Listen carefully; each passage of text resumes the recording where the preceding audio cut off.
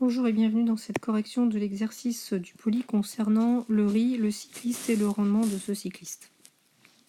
Dans un premier temps, on demande de calculer l'énergie contenue dans les 300 g de riz. Je parle d'énergie brute, j'aurais pu parler d'énergie consommée. C'est d'ailleurs comme ça que je vais la noter par la suite.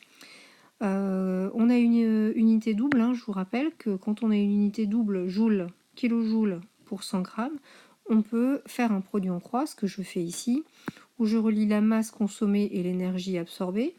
600 g contiennent 1500 kJ, 300 g en contiennent 3 fois plus, soit 4500 kJ. Cette question étant relativement facile, je passe à la suivante. On cherche la durée qu'il va falloir pédaler, pendant combien de temps il va falloir pédaler pour consommer l'énergie que va apporter ce riz. Attention, l'homme n'est pas un convertisseur parfait, il n'a un rendement ici que de 25%. Ce qui signifie que sur les 4500 kJ absorbés, seule une partie va être utile. Et c'est cette énergie-là que l'on cherche à déterminer, dont on cherche à déterminer la durée pour les faire disparaître.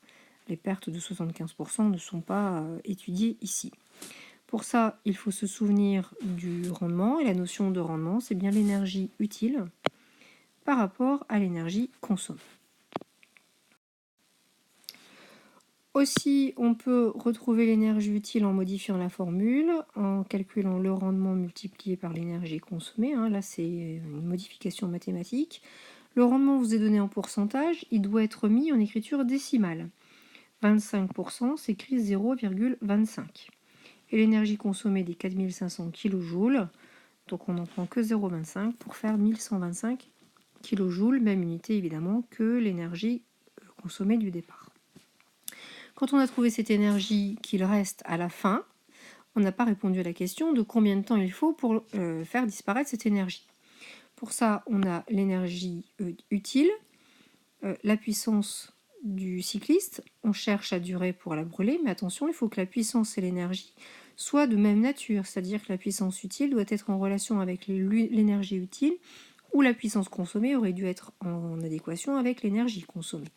Ici, la puissance qu'on nous donne, c'est celle qui est utile. Donc on va utiliser l'énergie utile. Cette énergie utile était calculée en kilojoules. Or, pour que on soit en kilojoules, il aurait fallu avoir des kilowatts.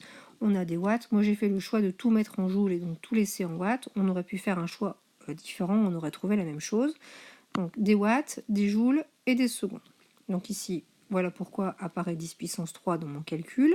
C'est qu'on avait 1125 kJ à convertir en joules. Le 300 reste tel que, et on trouvera un T en secondes. Soit ici, 1 heure, 2 minutes et 30 secondes. On aurait pu trouver une écriture décimale en divisant par 3600, ce que l'on va faire juste après. Enfin, maintenant qu'on a trouvé ce temps, on nous demande de trouver la distance qu'il parcourt pendant cette durée. Pour ça, on se sert de la relation V égale D sur T. Donc D égale V fois T, mais la vitesse étant donnée en km par heure de ce cycliste, 30 km par heure, la durée doit obligatoirement être en heures, donc on ne peut pas laisser les minutes que l'on a trouvées, 3750, et la distance que l'on trouvera sera directement donnée en kilomètres.